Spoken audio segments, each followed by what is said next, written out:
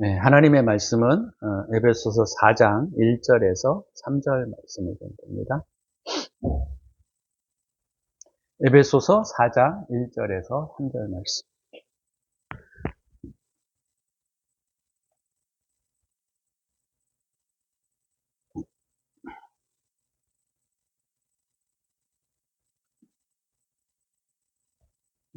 그러므로 주 안에서 갇힌 내가 너희를 권하노니 너희가 부르심을 받은 일에 합당하게 행하여 모든 겸손과 온유로 하고 오래 참음으로 사랑 가운데 서로 용납하고 평안에 매는 줄로 성령이 하나 되게 하신 것을 힘써 지키라.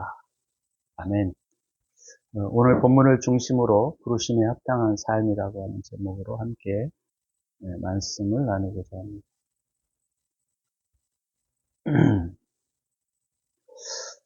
우리 그리스도인들이 이 땅에 살아갈 때 제일 그런 것들을 우리가 깊게 생각하지는 않을 수 있을지 모르겠지만 그리스도인들이 가지는 상대적 빈곤, 상대적 빈곤감 이런 것들이 가끔 우리를 짓누르고 힘들게 할 때가 많습니다.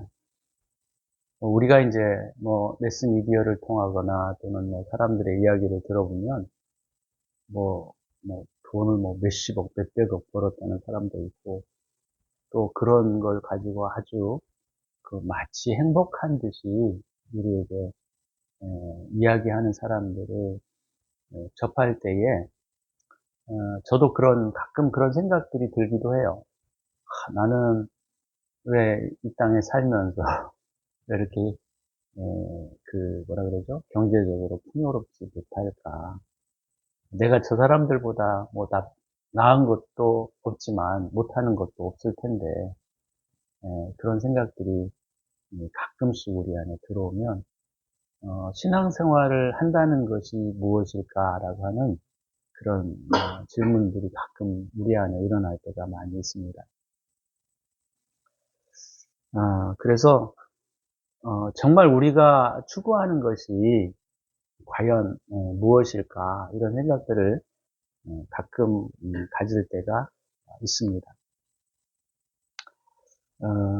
그런 삶 속에서 참 어떨 때에는 박탈감 또는 상대적 빈곤감 이런 것들이 우리를 짓누를 때가 많이 있어요.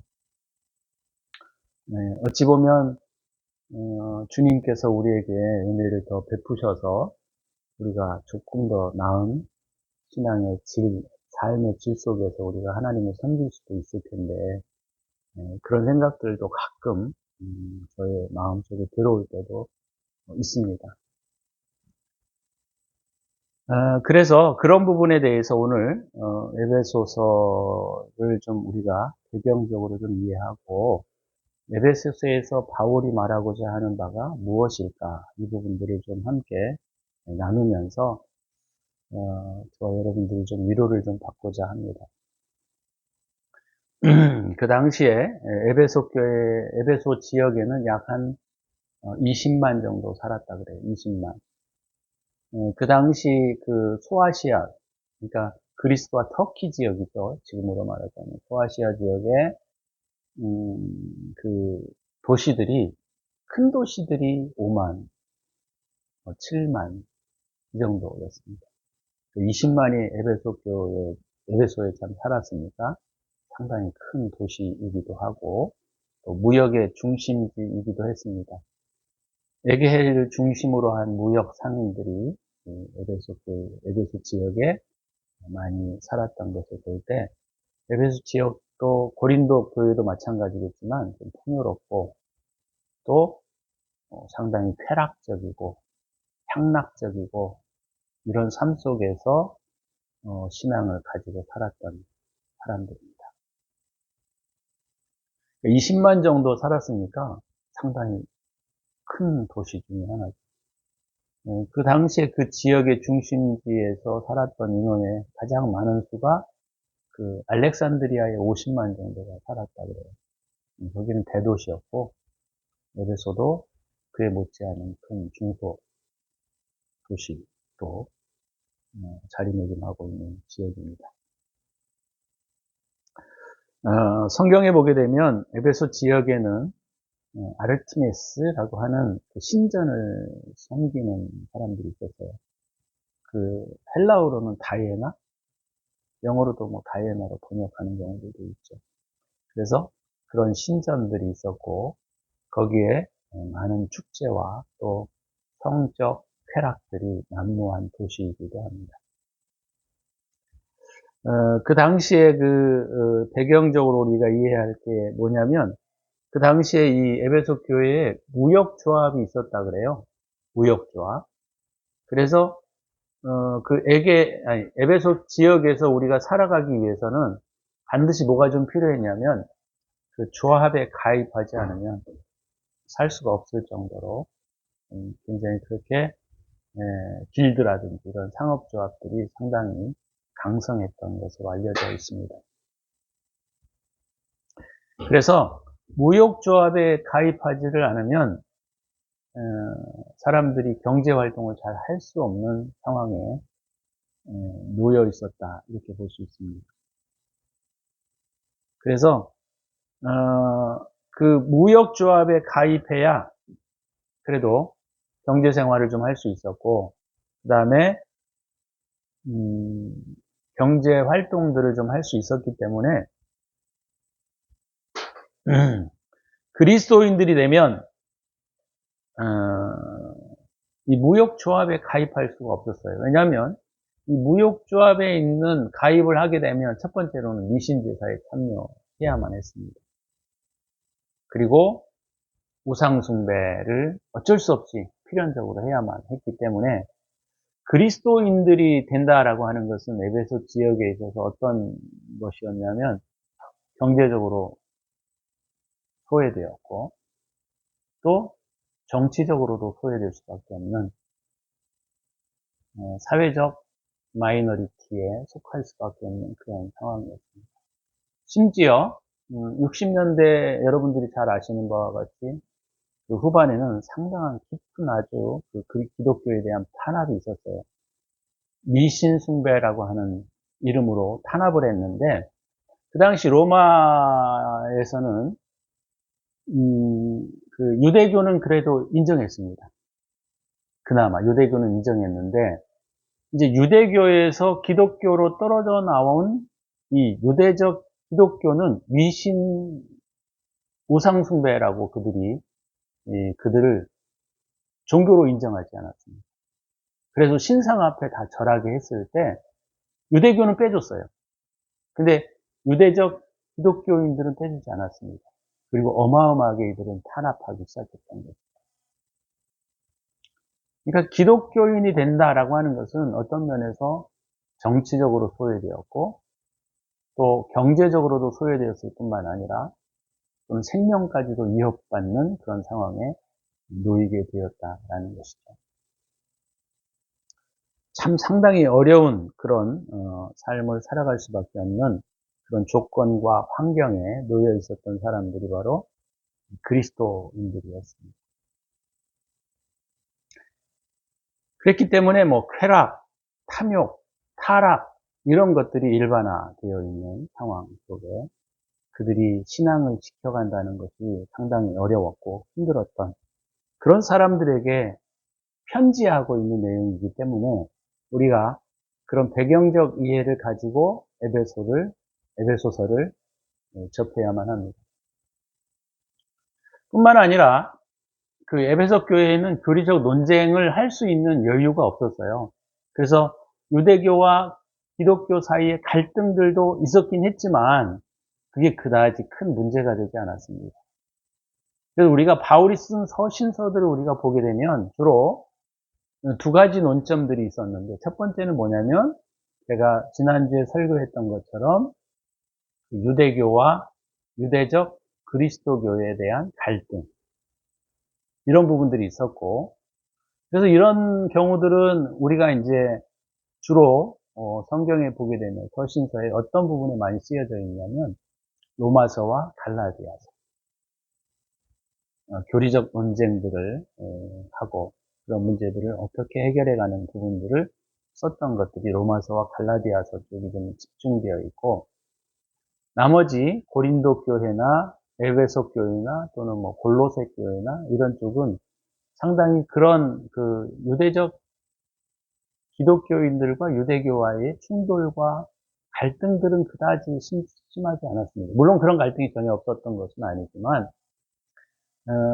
그 지역에서는 주로 내가 어떻게 살아가야 되나, 내가 왜 이런 고난을 받고 살아야 되지, 내가 왜 이런 경제적인 어려움들을 겪고 살아야만 되나, 이런 실제적인 먹고 사는 문제에 대한 깊은 아픔들이 있었던 지역들이 바로 고린도전서 또는 에베소 교회라고 말할 수 있는 것이죠.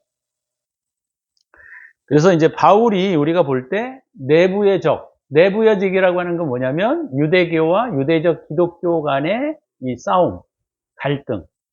그 다음에 두 번째 외부의 적들이 있었는데, 외부의 적들은 오늘 에베소 교회가 이렇게 직면하고 있었던 그런 문제들이었습니다. 과연 기독교인들은 무엇을 위해서 살아가야 되는가? 과연 기독교인들은 무엇이 중요한가? 이런 부분들을 바울이 편지하고 있는 내용이다, 이렇게 볼 수 있습니다. 그래서 이런 내용들을 우리가 좀 보시면 굉장히 중요해요, 에베소 교회가. 왜냐하면 이 에베소 교회에서 그런 배경적 이해를 갖지 않으면 우리가 이 에베소 교회에 대한, 에베소서에 대한 이해가 굉장히 약화될 수밖에 없기 때문입니다. 자, 그래서 에베소 교회에 대한 이제 성경적인 이해들을 조금 좀 살펴보도록 이렇게 할게요. 자, 우리가 오늘 읽은 구절이 4장 1절에서 3절인데, 1장에서는 그리스도 안에 있는 신령한 복에 대한 부분들을 가르치고 있어요. 그리스도 안에 있는 신령한 복이 과연 무엇이냐. 두 번째는 2장에서는 주로 그리스도 안에 있는 기독교인들, 크리스찬들의 지위가 어떤 지위냐에 대한 부분들을 설교하고 있는 내용들이 주로 2장에 있습니다. 자, 그래서 1장과 2장에 대한 내용들의 중요한 부분들만 좀 함께 좀 잠깐 읽어볼게요.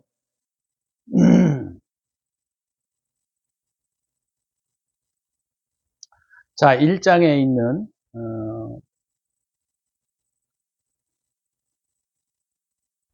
20절, 21절, 22절이 주로 이제 거기인데요.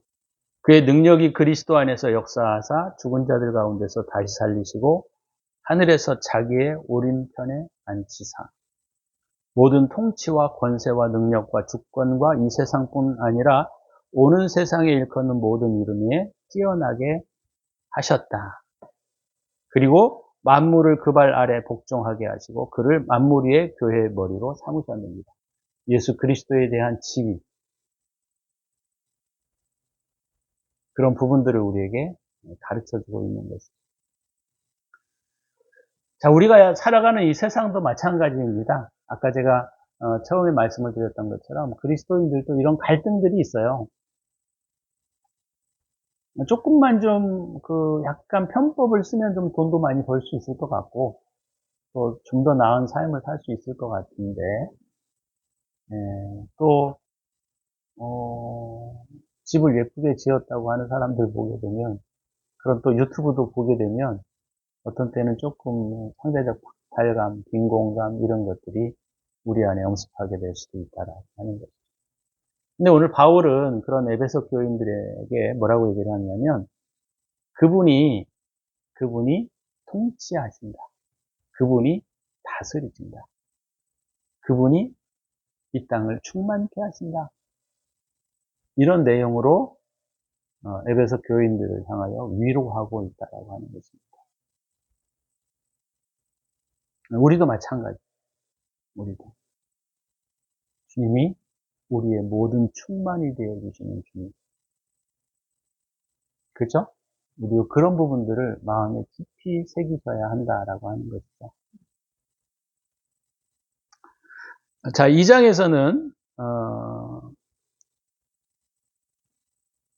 정말 중요한 내용을 우리에게 가르쳐 주고 있습니다. 5절, 6절, 7절, 2장 거기 보시면 허물로 죽은 우리를 그리스도와 함께 살리셨고 너희는 은혜로 구원을 받은 것이라 또 함께 일으키사 그리스도 예수 안에서 함께 하늘에 앉히셨다. 이는 그리스도 예수 안에서 우리에게 자비하심으로써 그 은혜의 지극히 풍성함을 오는 여러 세대에 나타내게 하시기 위하여 주님이 죽고 일어나시고 그분이 우리와 함께 하시니 그리스도인이 그 당시 에베소 교회를 에베소서에서 살아가고 있는 그들의 모습 속에 굉장히 큰 위로를 주고 있다는 것입니다. 그리스도의 지위가 곧 너희의 지위다 이런 표현들을 쓰고 있다는 거예요. 그리스도의 지위가 곧 너희의 지위다. 이게 그리스도와의 연합인데 우리가 이 점을 잊어버리게 되면 우리도 항상 세상의 삶 속에 있는 상대적 박탈감들에 우리도 노출될 수밖에 없고 그런 삶 속에서 우리도 실망하고 때로는 마음이 상할 때가 있다라고 하는 것이죠. 근데 그런 에베소 교인들을 향하여 바울이 그리스도 안에 가지고 있는 그리스도인들의 지위가 어떤 것이냐에 대하여 지금 설명하고 있는 것이죠. 그리스도와 함께 우리를 살리셨다. 또 그리스도와 함께 우리를 일어나게 하셨다. 또 그리스도와 함께 우리를 하늘에 앉히셨다. 이 세 가지의 높은 단계로 우리를 주님이, 바울이 우리에게 위로해 주고 있다라고 하는 것입니다. 그래서 이 에베소 교회에서 살아가고 있는 그 당시 에베소 교인들을 향하여 바울이 그들을 이렇게 위로하고 있다는 거죠. 저희도 때로는 그런 것들 때문에 속상할 때도 있고 또 힘듦 때문에 우리가 아파할 때도 있고 때는 고난당하는 것 때문에 우리가 때로는 슬퍼할 때도 있고 하지만 우리의 그리스도인들이 가지고 있는 그 지위들을 우리가 잊어서는 안 된다라고 하는 것이죠. 그래서 바울이 이 에베소 교인들을 향하여 그리스도인의 지위가 어떤 것이냐, 그리고 그 바울이 3장에서는 그들을 위한 기도의 모습을 우리에게 보여주고 있습니다. 3장 16절에서 20절인데요. 그것은 바울이 그들을 향하여 기도하는 내용, 도구하는 내용이 나와 있습니다. 근데 이게 너무너무 중요한 부분이에요. 바울이 권고하고 싶기도 하고 기도하는 내용인데 거기 보시면 믿음으로 17절에 믿음으로 말미암아 그리스도께서 너희 마음에 계시게 하시옵고 그죠? 그러니까 그리스도인들의 가장 중요한 특징과 내용들을 살피라고 하면 그리스도께서 우리 안에 거하신다라는 거예요. 그리스도께서 우리 안에 거하신다. 그 다음에 너희가 사랑 가운데에서 뿌리가 박히고 터가 굳어져서 그러니까 우리가 사랑 안에서 사랑으로 우리가 거듭나야 할 것을 우리에게 가르쳐주고 있는 것이죠. 그 다음에 18절에도 그리스도의 사랑을 너희가 아는데 충만하게 알기를 구하고 있는 내용입니다. 그러니까 우리가 기도하고 있는 내용과 바울이 도구하고 있는 내용이 완전히 다르다는 거예요. 누구누구 잘 되게 해주세요. 우리 아들 잘 되게 해주세요. 이런 내용이 여기에는 없습니다. 바울이 기도하고 도구하고 있는 가장 깊은 내용이 바로 뭐냐면 우리가 사랑 안에서 그 사랑으로 자라게까지 해 주옵소서 이런 기도의 내용이잖아요. 그러니까 이게 얼마나 고급진 기도라고 할 수 있습니까? 고급진 기도. 그러면서 이제 자, 1장과 2장, 3장에서 했던 내용, 그리스도인의 정체성과 지위에 대해서 말해주고 있으면서 바울이 이제 그러므로 너희가 어떻게 살아라 이런 내용들을 우리에게 가르쳐주고 있는 것이죠. 자, 그래서 오늘 본문을 통해서 우리가 4가지 정도만 그리스도인들이 가져야 할 가치에 대한 부분들을 좀 나누려고 합니다. 자, 그러므로 자, 너희가 그리스도 안에서 정체성을 얻었고, 너희가 그리스도로 인한 지위를 얻었고, 또 너희가 그리스도의 사랑을 더 깊이 알기를 원한다라고 하는 이 바울의 내용들이 이제는 이제 너희가 어떤 가치관과 어떤 철학을 가지고 살아야 할 것인가를 우리에게 가르쳐 주고 있다는 겁니다. 그렇죠? 그래서 4가지만 좀 오늘 본문을 중심으로 좀 나누고 싶은 부분이 있어요. 자, 첫 번째는 뭐죠? 너희가 부르심을 받은 일에 합당하게 행하라. 부르심을 받은 일에 합당하게 행하라. 부르심에 합당한 삶의 가치를 가지라. 이런 말이잖아요. 부르심에 합당한 삶의 가치를 가지라. 자, 에베소 5장 9절. 뒤에 조금 넘어가 보면 이 부분을 이렇게 표현하고 있습니다. 5장 8절 9절에서 이렇게 표현하고 있어요. 너희가 전에는 어둠이더니 이제는 주 안에서 빛이라. 빛의 자녀들처럼 행하라. 너희가 전에는 어둠이었지만 이제는 빛이다. 그러니 빛의 자녀들처럼 행하라. 자, 빛의 열매는 모든 선함과 모든 착함, 그죠? 모든 선함과 의로움과 그 다음에 진실함에 있다. 빛의 열매가 그런 거예요. 선함, 사랑은 그 선에서 나오는 향기입니다. 그죠? 의로움은 뭐예요? 의로움. 의로움은 세상을 살아가는 원리를 말하고 있는 거죠. 그 다음에 참, 진실함. 이 빛의 열매는 3가지라는 거예요. 사랑과 진리와 그 삶의 아름다운 행위들.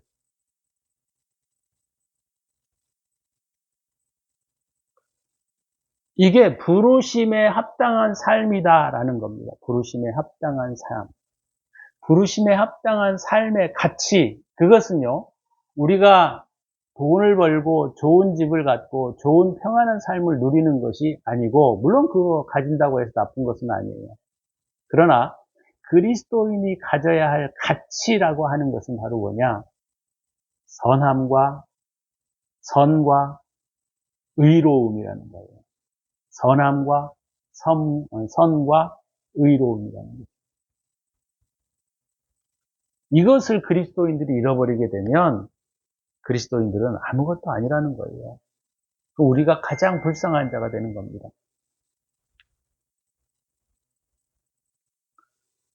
자, 바울은 부르심에 합당한 삶을 여기에서 4가지로 요약하고 있어요. 물론 아까 좀 전에도 제가 말씀을 드렸던 이 3가지죠. 선과 의와 진실함, 진리. 그쵸? 그것이 우리의 합당한 삶의 가치여야 한다라는 거예요. 근데 이걸 잃어버리게 되면 우리는 그리스도인의 가치를 잃어버리는 거죠. 그리스도인이 아니라는 거예요.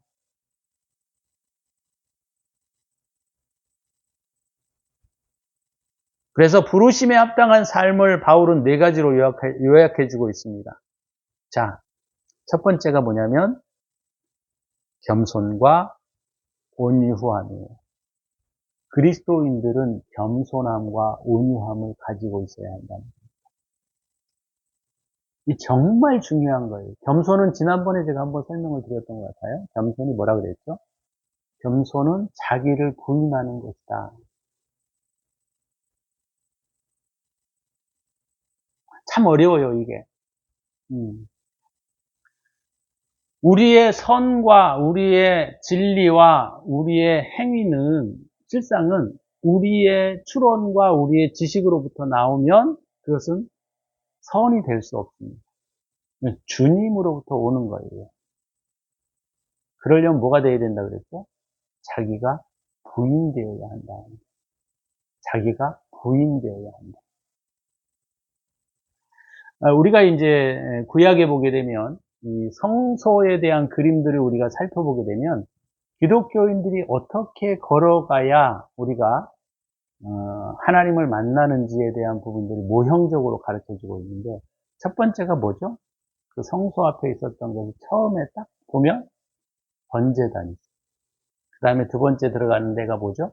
물두멍이지, 물두멍. 성소를 들어가기 전에. 그러면 우리가 제사장이 첫 번째 해야 될 일이 뭐냐면 물두멍에서 자기의 삶을 씻는 겁니다. 손과 발을 씻는 거예요. 그 다음에 제물을 가지고 번제단 앞에 번제를 잡아서 드리는 거예요.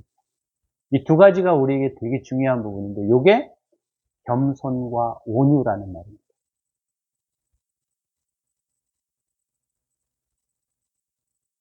겸손하다라는 말은 우리가 자기를 그냥 낮추고 이런 의미도 물론 있어요. 그게 뭐 없다는 말은 아니지만, 중요한 것은 자기를 부인하는 겁니다. 자기를 부인하는 것들을 주님께서 어떻게 표현했느냐면 번제로 표현하셨어요. 자기를 죽이는 겁니다. 자기의 사상과 생각들을 죽이는 거예요. 내가 가지고 있는 철학과 내가 가지고 있는 학문과 내가 가지고 있는 지식과 내가 가지고 있는 가치, 이런 것들을 다 버리는 거예요. 버리는 거. 그걸 버리지 않으면 주님의 의가 우리 안에 흘러 들어오지 않습니다. 그래서 자기를 부인하지 않으면 결코 우리가 주님 앞에 예배 드릴 수 없고, 왜요? 예배는 어떻게 드려야 돼요? 내 것으로 드리는 게 아니라 주님의 것으로 드려야 하기 때문입니다. 예배는 내 것으로 드리는 게 아니고 주님의 것으로 드려야 돼요. 우리가 구약에 보게 되면 홈리와 비느하스가 하나님이 명하시지 않는 불을 들이다가 하늘로부터 불이 내려서 그들을 태워 죽였습니다. 그게 뭐냐면요, 불은 주님으로부터 와야 된다는 거예요. 내가 만들어 놓은 불을 가지고 하나님께 예배해서는 안 된다는 거예요. 그러니 이게 어려운 거죠. 그래서 겸손과 온유라는 말은 그런 의미를 가지고 있는 겁니다. 회개하고 손과 발을 자기가 씻고 주님 앞에 자기를 온전히 부인하게 되어질 때야 비로소 성소의 문 안으로 들어가게 된다라고 하는 거예요. 우리가 이 세상에서 학문을 하고 잘 배우고 좋은 집을 사고 뭐 이런 것들을 우리는 행복이라고 말합니다. 세상 사람들은. 그것이 바로 에베소 교회가 그 당시에 가지고 있었던 가치 철학이었어요. 그렇지만 바울은 그들에게 그것이 우리의 인생의 삶의 자아실현의 수단이 아니다라는 것을 우리에게 가르쳐주고 있는 거예요. 자아실현의 수단이라고 하는 것은 겸손과 온유여야 한다.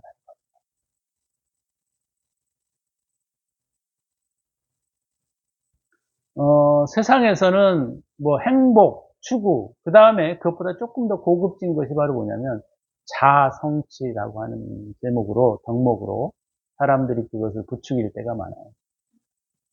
뭐 행복하게 살면 되지, 뭐 돈 많이 벌고 좋은 집 타고 좋은 차 타고 그러면 그들은 행복한 걸로 알고 생각하고 살아갈지도 모르고. 그건 좀 너무 동물적인가? 동물적이잖아요. 쾌락과 환락과. 이 쾌락과 환락에 대해서도 좀 얘기하고 싶은 게 많은데, 그 당시 에베소 교인들에게는 이것들이 아주 자연스러웠어요. 왜요? 아르티메스 신전 앞에 제사할 때 그들은 성문화를 즐겼거든요. 축제를 그렇게 즐길 때도 많았습니다.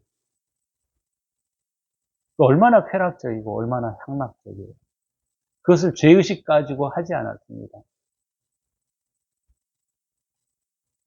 우리가 잘 알고 있는 것처럼 남신, 여신들을 우리가 만들어 놓고 남신과 여신이 결합해야 이 땅에 열매가 열린다라고 하는 생각들을 그들은 가지고 있었기 때문에 그 남성과 여성들이 성교하는 것들을 그들은 결코 죄악시 여기지 않았습니다.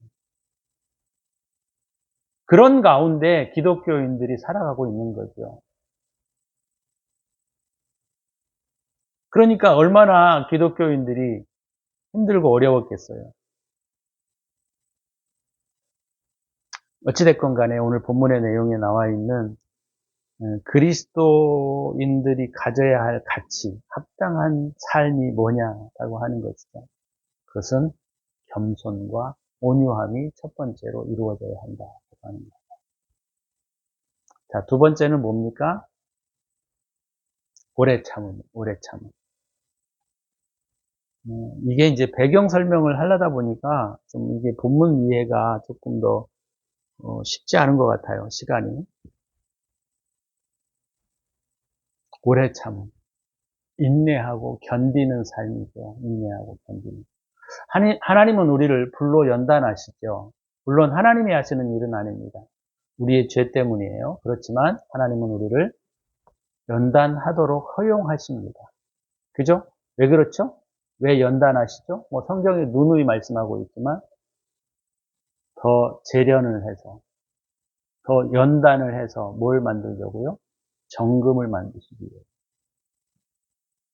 정금이 되려면 불로 수도 없이 달궈져야 하고 녹아져야 하고 거기에서 불순물들을 빼내어야 합니다.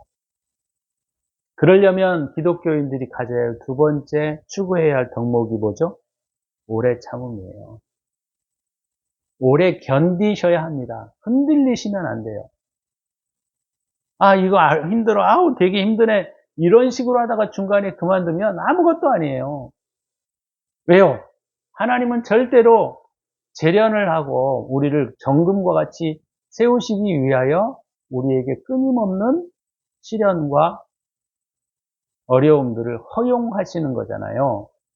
그러면 그 빨리 불순물을 뱉어내지 않으면 그 재련은 시간이 오래 갈 수밖에 없습니다. 물론 그것이 녹는데도 시간이 많이 걸리겠지만 그래서 그리스도인들이 두 번째 가져야 할 가치가 뭐냐? 오래 참음이 인내함이 있어야 한다라고 하는 거예요. 그러나 바른 인내여야 하겠죠. 바른 인내. 그래서 바울이 에베소 교인들을 향하여 말하고자 하는 것이 바로 뭐냐면 너희들이 그런 시련 가운데 있지만 오래 견디어야 한다라는 거예요. 더 설명을 좀 드리고 싶은데 세 번째, 네 번째까지는 해야 되니까 그 다음에 세 번째가 뭐예요? 서로 사랑 가운데 너희가 서로 사랑하라는 거예요. 너희가 서로 사랑하라. 사랑은 상대방의 마음을 헤아리는 겁니다. 자기만 좋다고 막 아무거나 행동하고 자기만 좋다고 하면 안 돼요. 물론 저도 그것이 자유로울 수 없습니다. 그렇지만 기독교인들은 말이죠. 상대방을 헤아릴 수 있어야 돼요. 자기 생각만을 가지고 살아가는 삶은 정말 그리스도인들이 버려야 할 1순위적 가치예요. 버려야 할.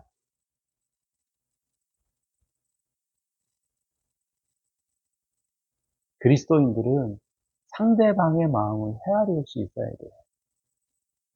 특히나 남편과 아내, 가족들, 세 번째는 나의 가장 친한 친구들, 네 번째는 내 주변에 있는 사람들.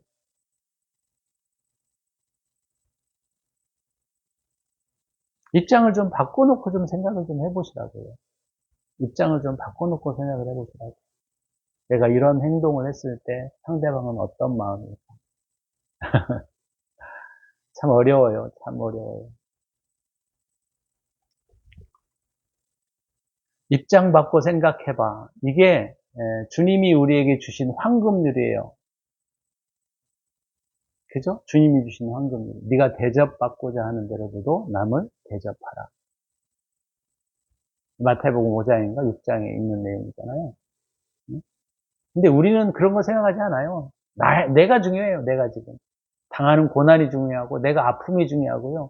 물론 그런 것도 뭐 어쩔 수 없는 상황일 수도 있지만 우리가 중요한 것은 기독교인들은 그리스도인들이 추구해야 할 가치는요, 돈이 아니에요. 황금이 아니에요. 문화가 아닙니다. 자아 성취도 아니에요.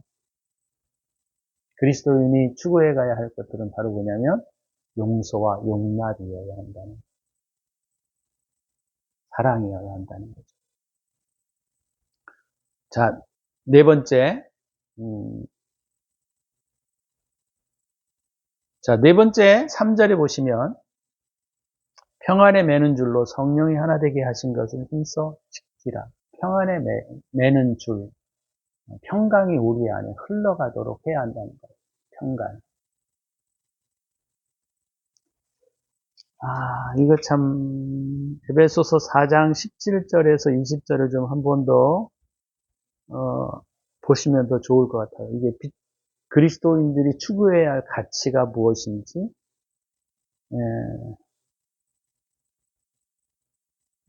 이게 하려다 보니까 시간이 조금 많이 걸릴 것 같아서, 자,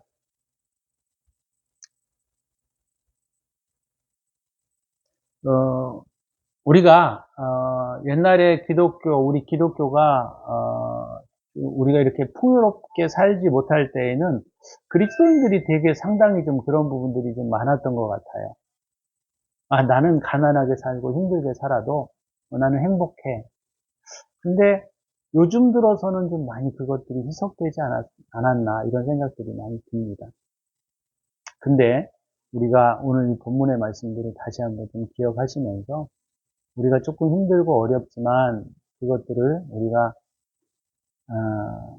세상 사람들과 우리를 비교하려고 자꾸 하시지 말고 우리가 그리스도인다운 삶을 다시 회복하는, 그리스도인들이 가져야 할 가치가 무엇인가 이 부분들을 좀 회복해가는 그런 삶이 되었으면 좋겠습니다. 물론 1장과 2장과 3장에 나와 있는 바울의 그리스도인들이 가지고 있는 정체성과 지위에 대해서 우리가 이해를 좀 명확하게 알아야 우리가 이런 시련과 어려움과 고난들이 있어도 실망하지 않고 우리가 더 믿음 안에 굳건히 설 수 있을 것으로 저는 사료됩니다. 우리 기독교인들이 가져야 할 가치, 또 부르심에 합당한 삶이 무엇인가를 우리 깊이 마음에 묵상하시고 우리가 오늘 이 본문에 있는 말씀처럼 겸손함과 온유함과 또 오래 견딤과 또 서로 사랑하는 마음과 평안을 지키는 일들을 우리가 계속 싸워가는 저와 여러분이 되시기를 주의 이름으로 축원합니다. 기도합니다.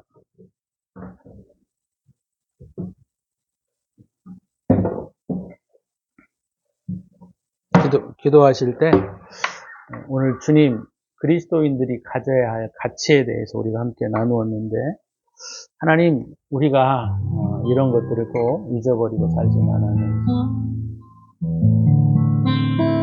우리가 가지고 있는 그리스도인의 지위가 어떠한 것인지를 다시 한번 깊이 묵상할 수 있도록 하나님 은혜를 저희들에게 베풀어 주시옵소서. 기도합니다.